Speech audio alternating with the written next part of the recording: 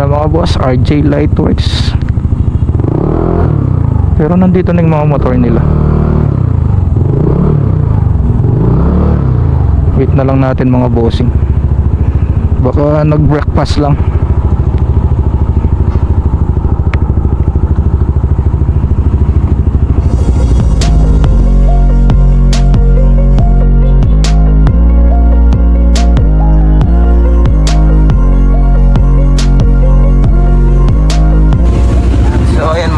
Bali, ito yung ano natin, MDL mga boss.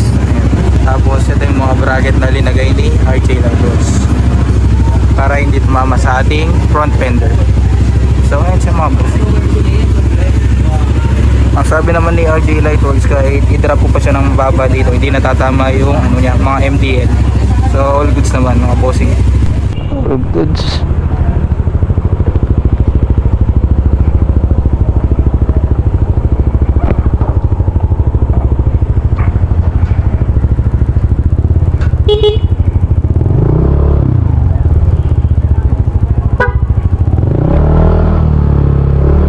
Okay, let's go.